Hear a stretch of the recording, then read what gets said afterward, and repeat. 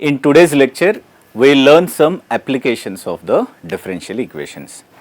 Till last lecture, we have learned the basic concepts and also the advanced concepts, and today we will learn the applications. And after this, there could be some equations which could be converted into linear forms and so on. So, we will solve those miscellaneous questions in the next lecture. So, today we will focus mainly on the applications of differential equations. Okay. Can we start now? So, first application is basically the orthogonal trajectories. These are geometric applications of the differential equations. Now, what exactly are these orthogonal trajectories? Suppose let us say there is one family of curves. Family of curves means there are actually infinite curves there. Now, if there is one external curve which is intersecting all these curves at 90 degrees, then that curve can be treated as an orthogonal trajectory of the given family. Now, if there are many such curves which are intersecting orthogonally, we call all of them as orthogonal trajectories of the given family. This is the basic meaning of the orthogonal trajectories.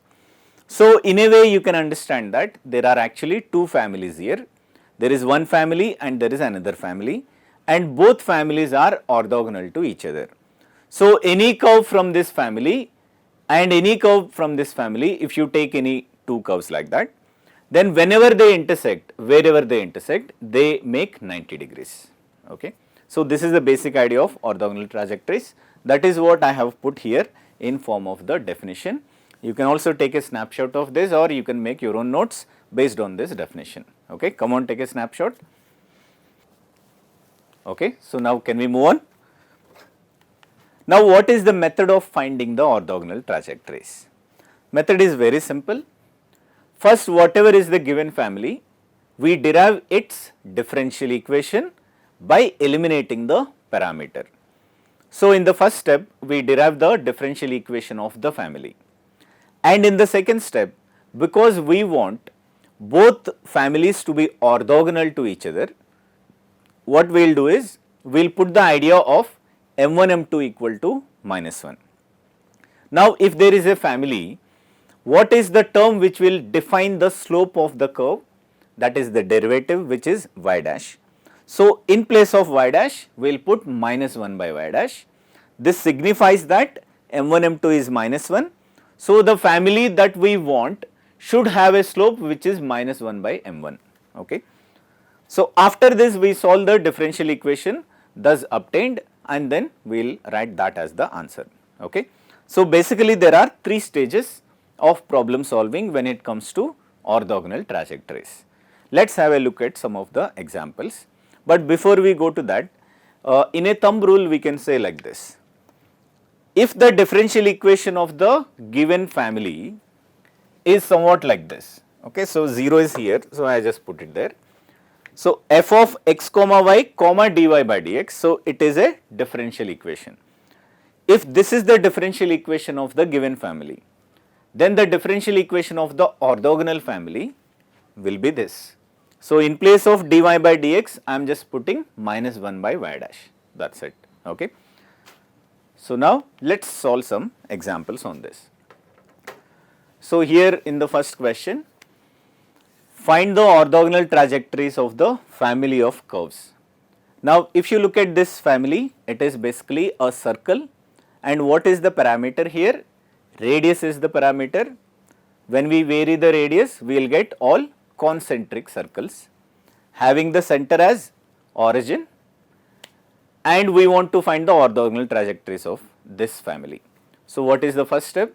Derive the differential equation. So, now here by implicit differentiation we can directly get the differential equation. So, here differentiating this with respect to x will give us an equation like this. So, if I take 2 common and cancel it out, so we will be getting x plus y into y dash equal to 0. This is our differential equation of the given family. Now, from this we want to generate the differential equation of the required family. So, for that what we have to do is, in place of y dash we will put minus 1 by y dash. Okay. Now, this becomes differential equation of orthogonal family. Okay. Now, after this the process is same, just like the way we have been solving the questions, we have to solve this differential equation using any method. But here in most of the cases it comes out to be variable separable only. Okay. So, we can write this as x minus y into dx by dy is equal to 0. Now, further if I separate the variables, what do I get here? dy by y is equal to dx by x. That is what we get here. Now, when we integrate this, what are we going to get? We will be getting ln y is equal to ln x plus some integrating constant. We can take this as ln of c. Okay. Now, further we can get rid of log and write it as, okay, before that there is one step, ln y equal to ln of x into c. So, we can get rid of log and write it as y equal to x into c. Now, what does this represent?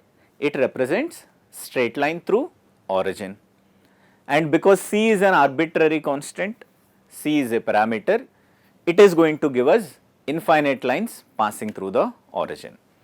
So, we can say that this is a family of lines through origin. Okay. So, there is one given family, there is one orthogonal family, our problem is solved there. So, in most of the questions that you get in the exam also, nobody will question about the geometry, you only have to solve it algebraically and answer it algebraically. But let us say you are interested in the geometry, let us have a look at the geometry. So, basically the given curves is a family of circles, and the orthogonal family is going to be straight lines passing through the center of these circles. So, basically we will be getting lines like this.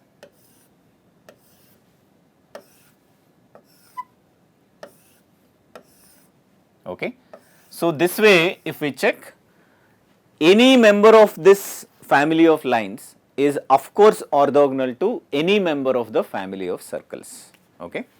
So, this way you can also understand it geometrically. Okay. Come on, make a note of this.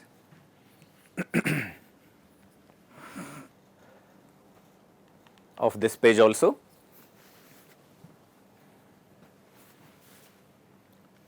Now, let us take another example.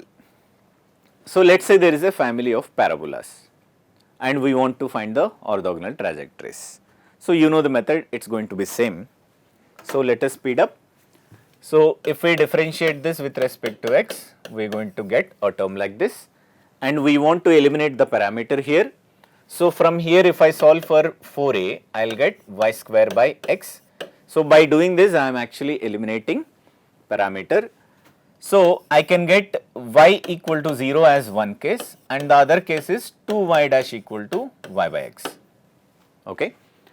But y equal to 0 is not representing the family of the parabolas. So, this cannot be the differential equation of the family, it cannot be. So, that means we have to take the other one as the differential equation. See, every time whenever I am solving, I am exploring and reasoning out every equation that I am getting. Even if I am cancelling out a factor, I am also explaining what happens if we do not cancel it. Okay. So, you have been following my approach.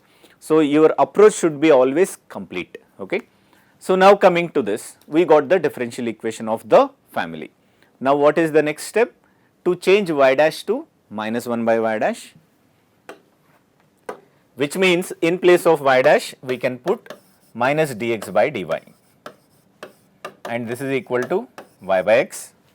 Now, let us separate the variables. So, we will get minus 2x dx equal to y dy. Now, we will integrate this. So, what do we get? Minus 2 into x square by 2 equal to y square by 2, and some constant. I will put the constant with x here.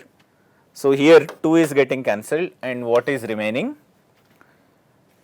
X square plus y square by 2 is equal to constant. What kind of curve is this? It is going to be ellipse. And because we know that LHS is having non-negative terms, RHS also must be non-negative. If let us say C is 0, then x and y both must be 0, which means we will get only one point, which is also not a curve. So, this RHS must be strictly positive. Okay. For the validity of the situation, C must be positive. Now, if we look at these two coefficients, we have x square by 1 and y square by 2. So, which is the highest value, higher value out of these two? Y square has higher value in the denominator. So, that means the major axis is y axis, minor axis is x axis. So, this will give me family of ellipses which are having major axis as y axis. Okay. So, how will this look like in the geometry? Let us take the diagram. It may look like this. Okay. So, all the parabolas having x axis as the axis of the parabola and vertex as origin look like this. Okay. And all the ellipses that we got will look like these red diagrams. Okay.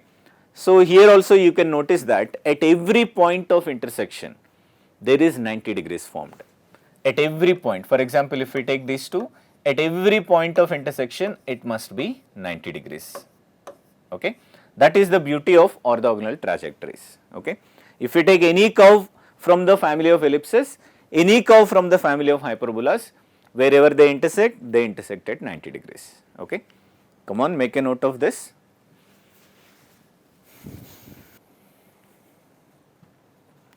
Okay. Now, can we move on to the next question? So, here I have taken another question which is actually one rectangular hyperbola. So, we know the meaning of this equation.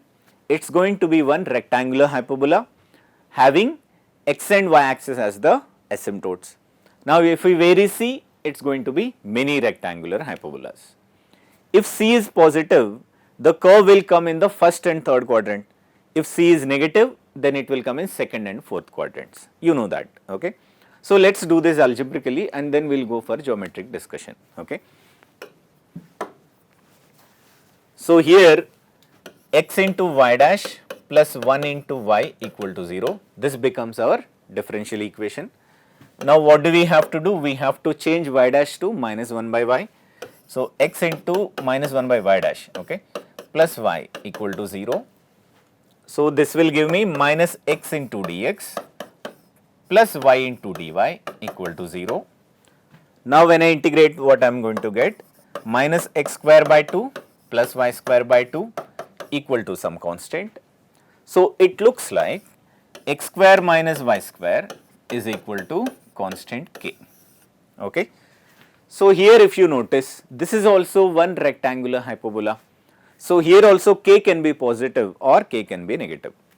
So, basically this family of rectangular hyperbolas is always orthogonal to this family of rectangular hyperbolas. So, if we have a look at the geometry, geometry may look like this. Okay. So, these blue hyperbolas are the hyperbolas which are having xy equal to constant equation, and these red hyperbolas are the hyperbolas having y equal to x and y equal to minus x as the asymptotes. Okay. So, this way we can understand the main concept of orthogonal trajectories. Okay. Come on, make a note of this also. Okay. Now, let us discuss one minor concept involving the circles.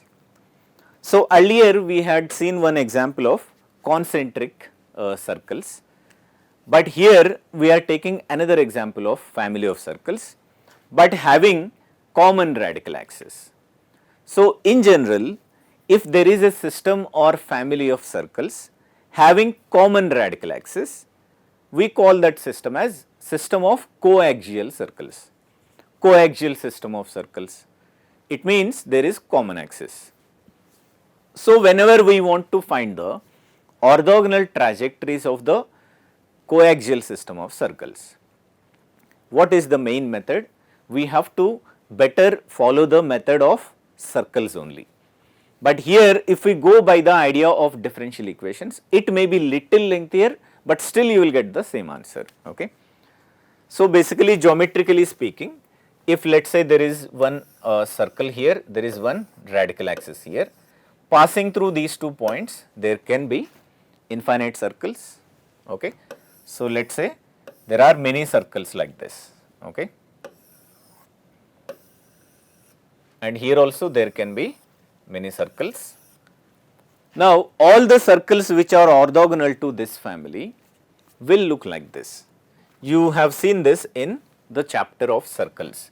So, here we will get circles like this, okay, and here also we may get circles like this, okay, right. So, these 2 points will be the limiting points. We also discussed this in the chapter of circles, okay. So, now if let us say we take one special example of this kind, x square plus y square plus 2gx plus some constant c is equal to 0, where c is constant and g is parameter. Okay. So, for this family of circles, the family which is orthogonal to this will be somewhat like this, x square plus y square plus 2fy minus c equal to 0, where c is still a constant and f is the parameter. Okay. So, this way we can understand the main process of circles. But let us say you go by the idea of the differential equations, then how do we do it? We basically have to differentiate this and eliminate the parameter g, and then you may get one differential equation, but solving that may take little bit of time, but you can still solve it. Okay. So, this way we can understand overall process of the orthogonal trajectories. So, if questions involve circles having 2 fixed points, family of circles having 2 fixed points, then you better go by the idea of the circles, it is faster that way. And otherwise for any other curves you can go ahead with the idea of the differential equations. Okay. So, with this we close the orthogonal trajectories, and after that we will have a look at some examples and applications in physics and chemistry. Okay. Come on, make a note of this.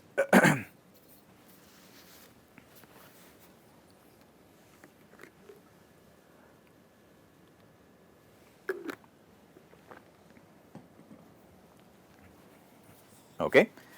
So, let us see some interesting questions now. These are basically questions, but they are also applications. Let us have a look at a problem. Okay. So, I have taken at least 3-4 problems which are of very interesting nature. For example, this question. So, here there is lot of story given. Okay. So, as I keep saying, beta, everything is about data. So, there is lot of data here. We have to somehow break down that data and convert this entire data into mathematical model. Okay. So, let us observe and let us try to understand what is happening here. So, there is a tank which contains 20 kg of salt dissolved in 5000 liters of water solution. So, total volume of the solution is 5000 liters. In that 5000 liters there is 20 kg of salt which is already present. Okay. So, there must be a tank, okay, and it is having some solution. Okay.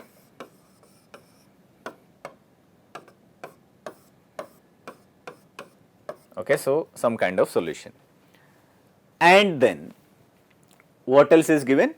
A brine means solution. Okay, so contains 0.03 kg of salt per liter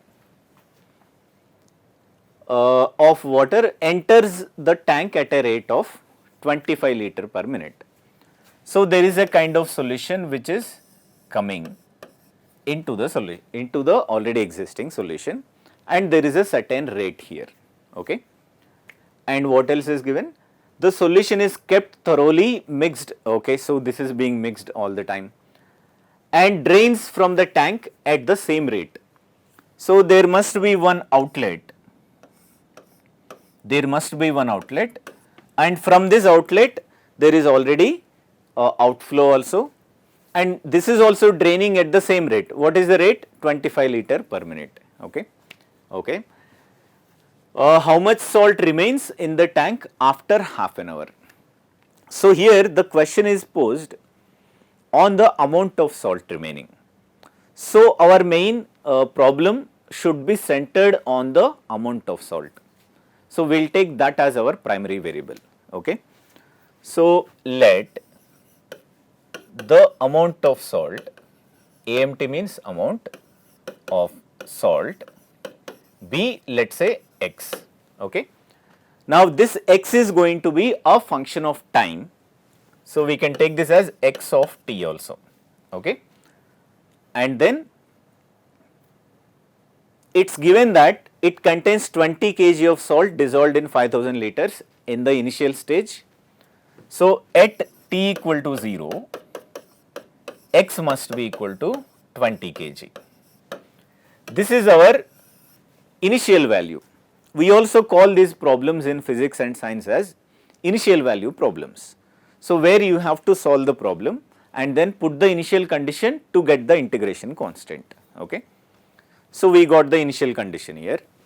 Now let us look at the inflow and outflow, because we are interested in the amount of salt remaining in the solution, and there is certain salt flow coming in, there is also certain salt flow going out.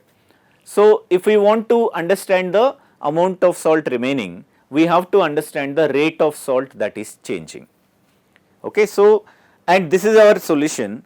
So there is some flow coming in which is actually adding the concentration, which is increasing the concentration. So we have to take this rate as positive rate, and this salt which is going out is actually reducing the concentration.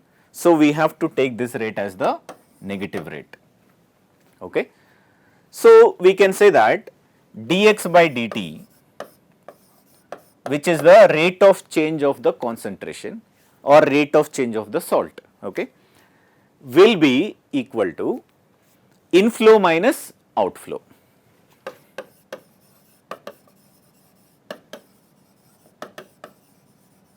Okay, this is always inflow minus outflow.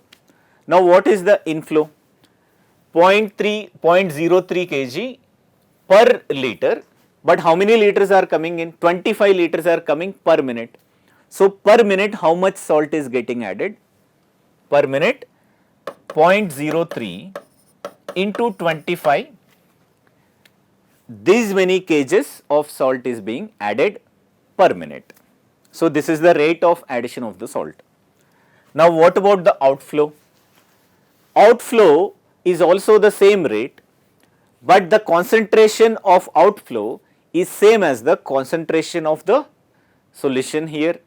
Now what is the amount of salt that is in the solution? It is x as a function of time. Now how many liters of solution is here? Total 5000 liters of solution is here. And how many liters are going out as a rate? 25 liters are going out. So effectively this much kilos of, this much kgs of salt is going out every minute, okay. So here basically we have developed one mathematical model, okay. So I hope you have understood the every step that I have explained here, okay. So we have formed a differential equation. Now our job is to solve it, okay. So let me just simplify this. So what do we get here? 0.03 into 25 is 0.75 minus, we have to cancel 25 here, so we will get x by 200. Now when I cross multiply this 200 with the 0.75, we are going to get, it is 3/4 of 200, which is the 150 minus x divided by 200, okay. Now dx by dt is basically equal to this, and here we notice that it is coming in form of variable separable method, so we can solve it directly.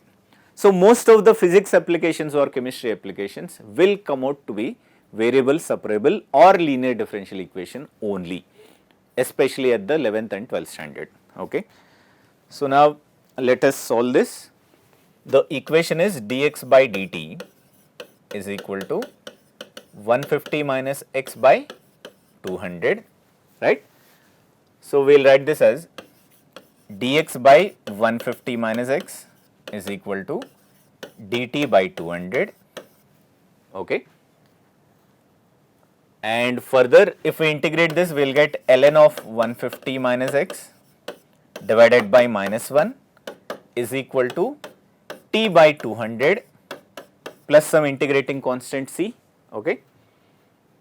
And further we can convert this into exponential form, okay. So, we will write it as 150 minus x ln of is equal to minus t by 200 minus c.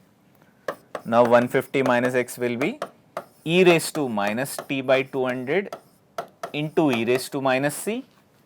We can also write this as some constant k into e raised to minus 2 by t by 200. This is 150 minus x.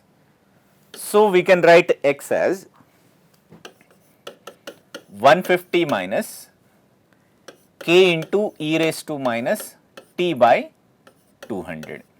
Now, this is the expression that we have obtained after solving the differential equation. Now, there is one initial value that is given. So, using this initial value, we will get the integration constant, which is k.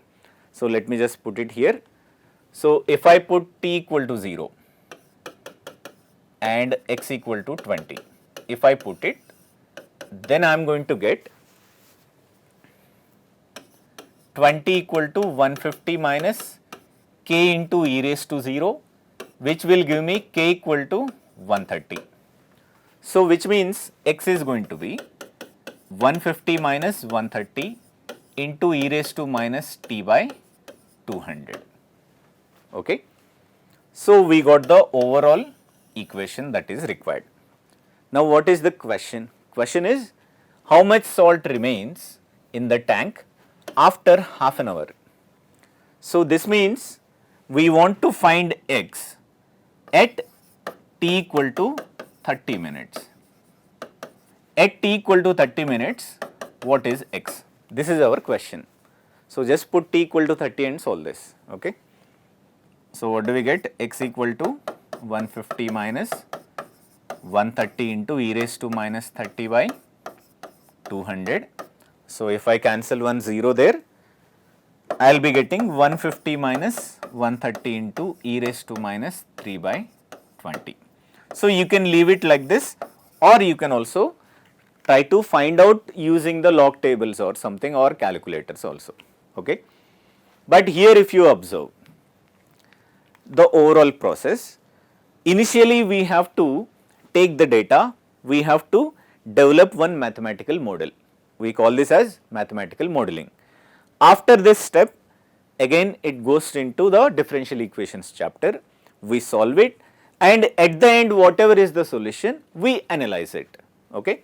So, initially it is mathematical modeling, next it is differential equations chapter, next is it is the chemistry chapter. Okay. So, this way in fact you will find many applications in science and engineering. Okay.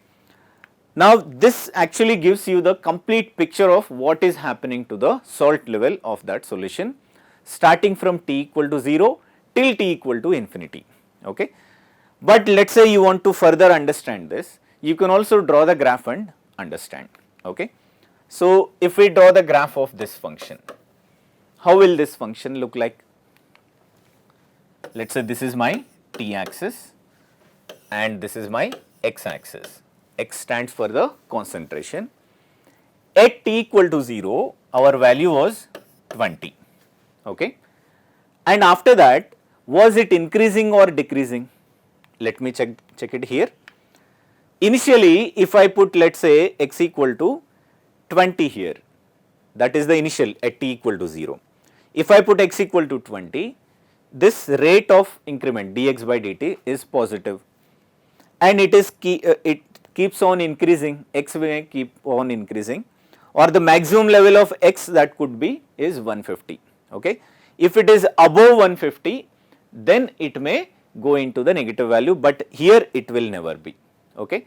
So, here if you observe what exactly is happening to the curve, so it will increase initially and after a while it may tend to a constant. What is that constant? You can observe it from this equation. If you put limit t tending to infinity, this value is going to tend to 0. So, overall value is going to tend to 150. So, that means there will be one horizontal constant here, which is let us say x here. So, x equal to 150, and to this constant this curve will approach asymptotically. So, there is one horizontal asymptote here. Okay. So, this way you can also observe the graph and understand the situation completely. Okay. So, basically I have actually solved one chemistry problem here completely. So, that means I have actually taught theory of chemistry of mixing solutions and concentration levels. Okay. So, come on, make a note of this page also.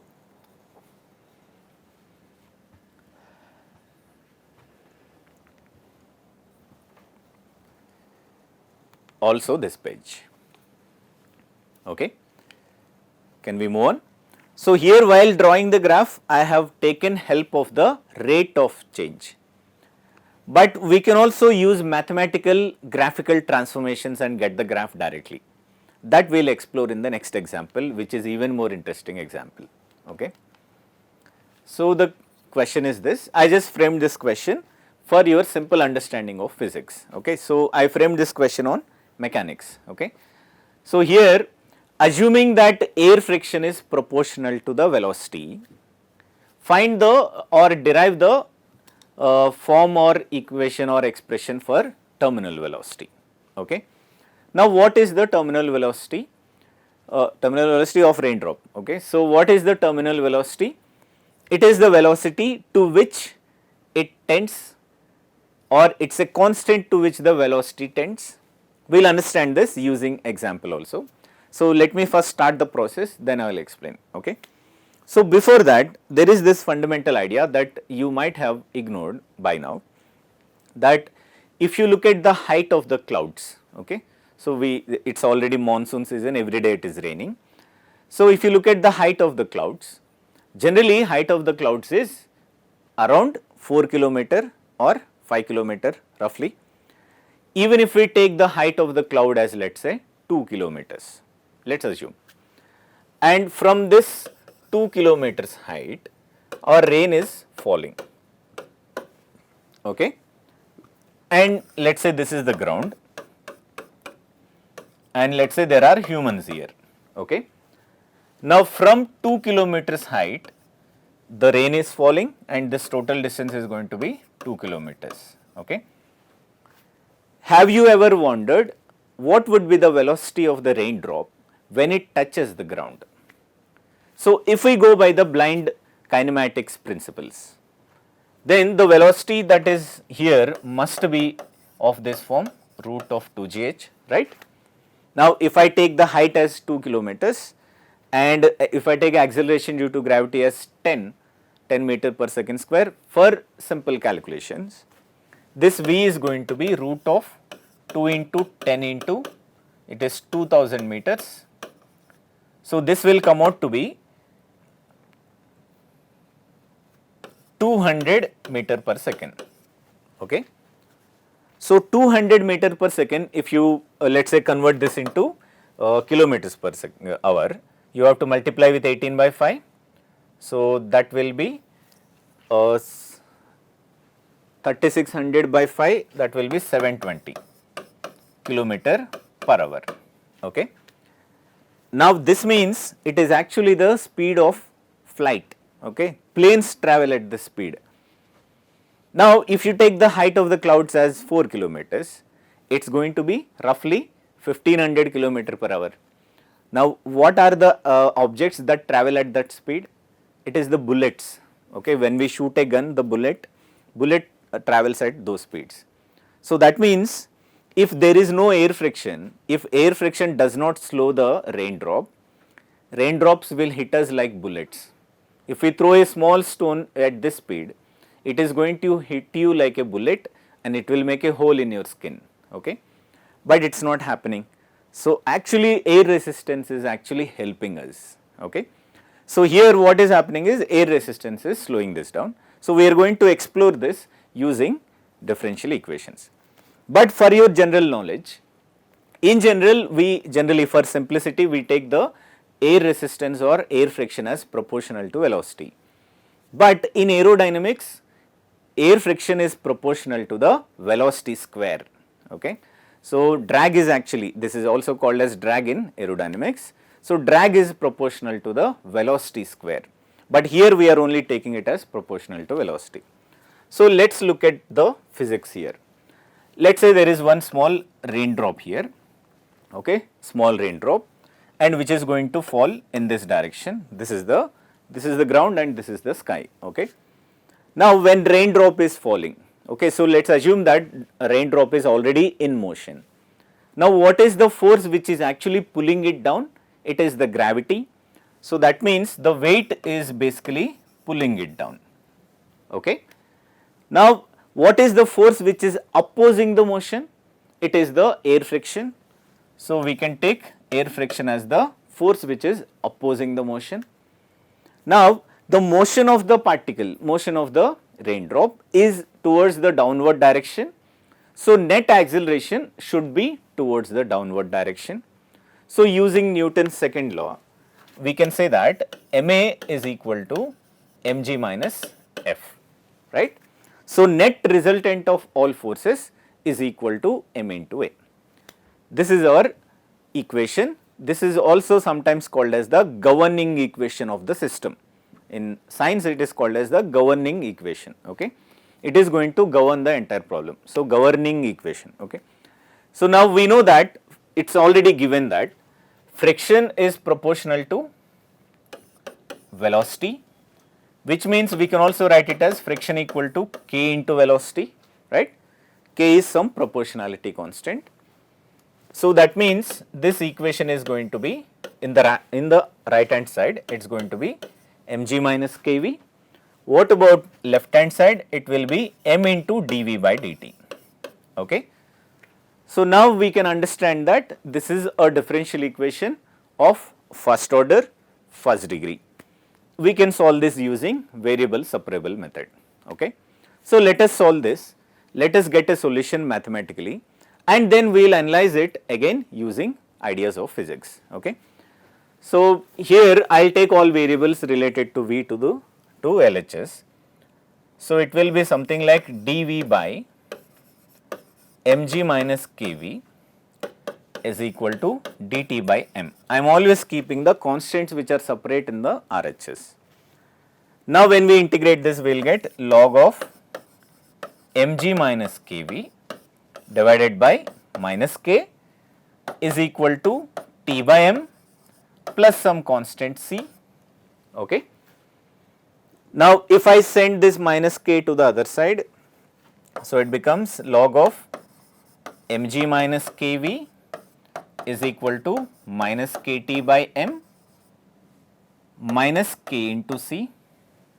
Now, I will send logarithm also to the other side. So, I will get an equation like this, mg minus kV is equal to e raised to minus kt by m into e raised to minus kc, but I can take this constant as let us say c star, okay.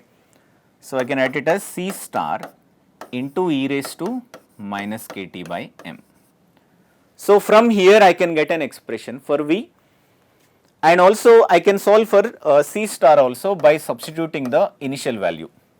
Is there any initial value condition here? Of course, there is, because clouds assume that, okay, because we do not know whether it is true or not. Maybe we have to take some assumptions or we may have to use even further dynamics. So, let us for simplicity assume that when raindrop starts its journey, the initial velocity is let us say 0, okay, let us assume that. So that means at t equal to 0, v must be 0. Okay. So if we put that condition here, at t equal to 0, v must be 0. Okay. So when we put this condition, we will get mg minus k into 0 is equal to c star into e raised to 0, right. When we put t equal to 0, we will get e raised to 0, which will give us c star to be equal to mg only. So what is the equation we got? Mg minus kv equal to mg into e power minus kt by m. So now here if we solve for v, what do we get? V equal to mg by k into 1 minus e raised to minus kt by m. Okay. Now m is mass, which is positive, k is also proportionality constant, which has to be positive because friction is directly proportional to v. Okay. So k also must be positive and m also must be positive. Okay. Now we got the equation. So that means mathematically speaking, we have actually solved the question, but now we have to analyze it using physics and see what exactly is happening to this. Okay. Now before I go for the physics analysis of the physics, let me draw the graph of this using pure maths. Okay. So let me teach you some techniques here. Suppose let us say I take this graph y equal to e raised to x. Okay. So this is going to be exponential graph, you already know this.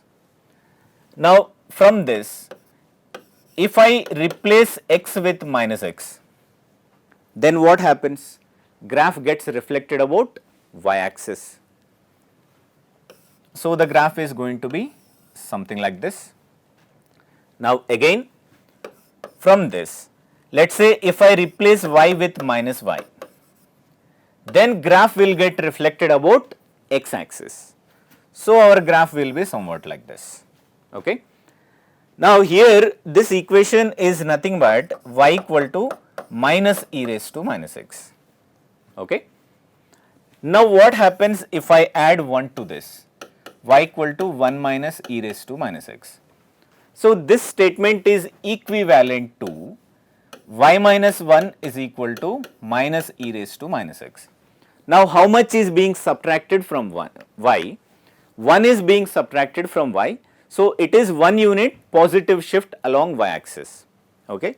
So that means this graph is going to shift 1 unit up. So our graph is going to be somewhat like this. There will be one horizontal asymptote which is y equal to 1 and our graph will be somewhat like this. Okay. So this is the mathematical approach of drawing the graphs. Now using this idea, if I draw the graph of this, okay, see we already have 1 minus e raised to minus x form here. So the graph will have one asymptote here and there is this t axis and there is this v axis, and of course the graph has to approach this line asymptotically. Okay. But what about the value which is at t equal to 0? Of course at t equal to 0, the value was, you remember, 0. At t equal to 0, velocity was 0. So the graph must start from here. Okay. So it has to start from here, it has to increase and it has to approach this asymptotically. Okay. So this is the graph that we got confirmation from the mathematics also. Okay. Even otherwise, if you check the rate starting from here, where is it? Yeah, starting from here, wait, there is a mistake. Okay. So here dv by dt is like this. So here you can understand that there is force here which is weight and there is force here which is friction. Based on the nature of these two also, you can study the sign of the derivative. So using the monotonicity, you can also draw the graph by checking if it is increasing or decreasing depending on the rate is positive or negative. Okay. So graph is actually telling us that initially velocity starts from 0, it is increasing, but after a while it will stop increasing, it will attain a constant. This constant must be the terminal velocity. Okay, we will come to that definition little later. Now, also here if we observe, as t tends to infinity, this v is tending to mg by k. So, this constant is basically mg by k. Okay, so it is the value to which velocity is approaching. Okay, so mathematically we can also make a statement that as t tends to infinity, v infinity will become equal to mg by k. This must be our terminal velocity. Now let us look at this using the idea of the physics. Okay, so here if we observe, the raindrop is falling, right? Now when raindrop is falling, it is falling towards the ground. So what is the force which is supporting the motion? Weight is the force which is supporting the motion. Friction is the force which is opposing the motion. Okay, so there is one force which is supporting, there is one force which is opposing. But when raindrop started its journey, initial velocity was 0, so friction was also 0 at t equal to 0. Because friction is proportional to velocity, as raindrop starts moving, friction keeps building, right? Now, because there is acceleration due to gravity and you know that it is very high, so raindrop speed is increasing very rapidly. So, hence friction is also increasing very rapidly. But if you look at the net force here, there is mg and there is F. So, the force that is supporting the motion, force that is providing the motion is constant because weight is constant, but force that is opposing the motion is increasing because friction is increasing. So, that means if you look at these two terms, mg is constant but F is increasing. So, ma is actually decreasing, acceleration is actually decreasing. At t equal to 0, acceleration is equal to acceleration due to gravity, a equal to g. But as t progresses, as time progresses, acceleration is decreasing because opposing force is increasing. So, that means net force is decreasing, so net acceleration is also decreasing. So, after a certain stage what happens is friction becomes so much that it may come close to the weight of the raindrop. So, at that point acceleration becomes 0 and from that moment onwards the raindrop will fall with constant velocity because acceleration has now become 0, there is no acceleration, and even though the raindrop is falling, it is still in the equilibrium and it is still having acceleration 0. Okay. So, this way we can understand that when raindrop starts its journey, after a certain time it is going to stop increasing its velocity, it will fall with the constant velocity from that point, and that constant velocity is called as the terminal velocity. Okay, because that is the point where it is terminated, acceleration is terminated and it is falling with constant speed. Okay. So, this way we can understand the main physical interpretation of this idea. Okay.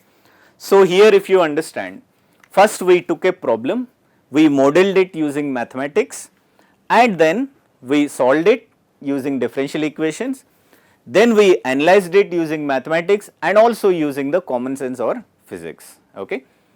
Now, coming to the main idea of this friction is not always proportional to velocity. In fact, it is much higher. So, it's going to, the friction is going to increase much faster than the rate that we have used here for calculations. So, it attains terminal velocity very, very fast. Okay. So, in fact, when the raindrop starts its journey, so in the initial phases only, it will attain terminal velocity very fast, and when raindrop hits us, probably it is going to hit us with 10 meter per second or even lesser speed than that. Okay. So, I hope you have understood and enjoyed this discussion. Okay. Come on, make a note of this.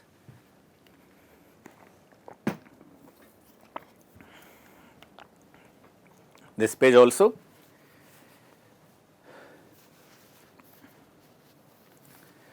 Also this page. So, here basically I have explained you the main reflection techniques of the graphs. Okay. Now, let us look at another example. Okay. Now this question is framed based on the famous scientist Stephen Hawking. Okay. So the question is like this. So you can read the theory, you can understand what exactly are the points here. So Stephen Hawking is the scientist who worked on the black holes. So basically, before reading, I am just giving you the outline. So Stephen Hawking confirmed using his research that every black hole emits a kind of radiation, and that radiation is actually a slow radiation. Okay. So whenever an object is emitting a radiation, it is actually losing mass. You might have studied the conservation of mass also. Okay. So when an object is radiating, it is actually losing mass. Okay. So now this radiation is slow, but of course black holes emit radiation.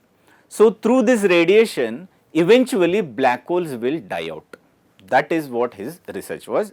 We will not get much into the research, but we will use this idea to solve this problem. Okay. And according to his research, okay, so here you can understand the first statement, that he discovered that black holes emit radiation, causing them to slowly evaporate over time. Evaporate means they decay and they completely vanish. Okay. Now according to Hawking, this evaporation rate is proportional to the square of the reciprocal of the mass of the black hole. So what is the given statement here? dm by dt is proportional to the square of the reciprocal of the mass. Okay. But because this is decay, this is radiation, emitting radiation, so rate must be negative. Okay. So we can introduce one proportionality constant here, which is actually given as some value here. We can take this value as, let us say, k, then it means then dm by dt will become somewhat like this. dm by dt will be minus k by m square. Okay. And now let us read the next statement.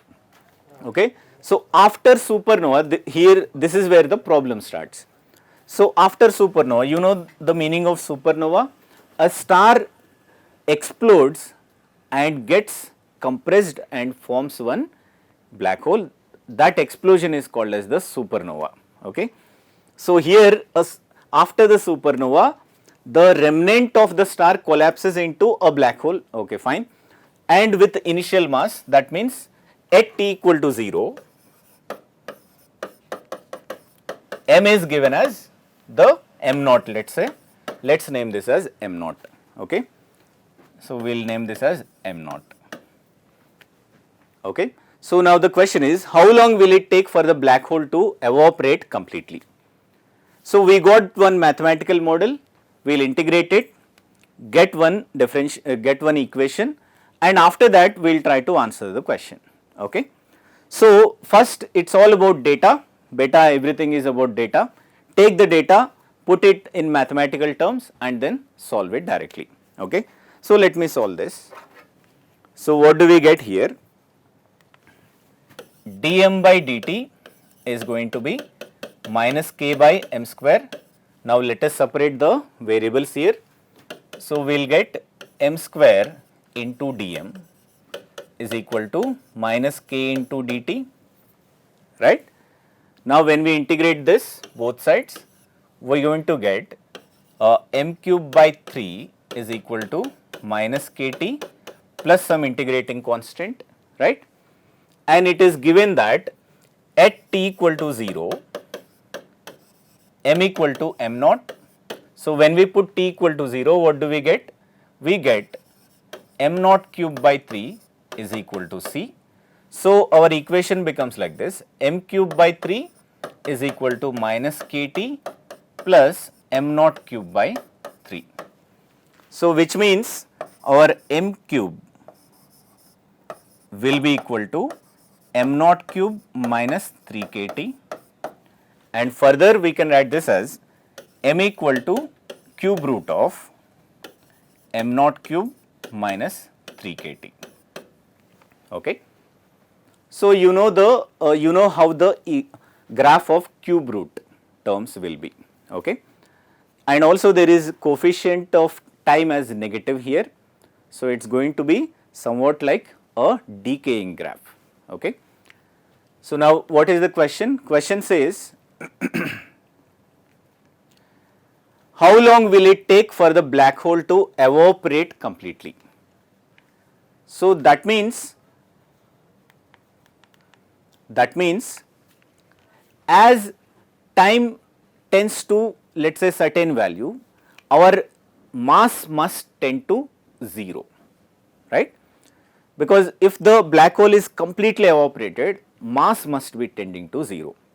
So, which is the mass function here? M is the mass function here. We want M to tend to 0. So, what we will try to do is we will put directly M equal to 0. So, M equal to 0 will imply that 3 kT is equal to M naught cube. So, we got T equal to M naught cube by 3K. So, this way we will get the time in which it will completely evaporate. Now, guess how much time will it take? It will take too many years. Okay. So, we will also calculate it and solve it for the general knowledge purpose. So, M naught is basically 6 into 10 raised to 31. So, this T is going to be 6 into 6 cube into 10 raised to 31 coming 3 times, okay, and divided by 3 into what is the constant K? It is 1.26 into 10 raised to 23. Okay. So, now here in the numerator we have 63, here there is 23. So, we can write it as there is 1 3 that will get cancelled. So, 36 into 2 by 1.26 into 10 raised to 40. Okay. So, now tell me how many years this is? This is going to be too many years. Okay. But definitely black holes will die out, that is a fact. Okay. So, this is one example, real life application on this black holes. I hope you have enjoyed the discussion. Okay. So, this just like this we can take infinite examples in physics and science also. Okay. So, with this we will close today's lecture. I hope you enjoyed the applications and the discussion. We will meet again in the next lecture with miscellaneous problem solving skills. Until then, have a great learning day. Learning shall never stop.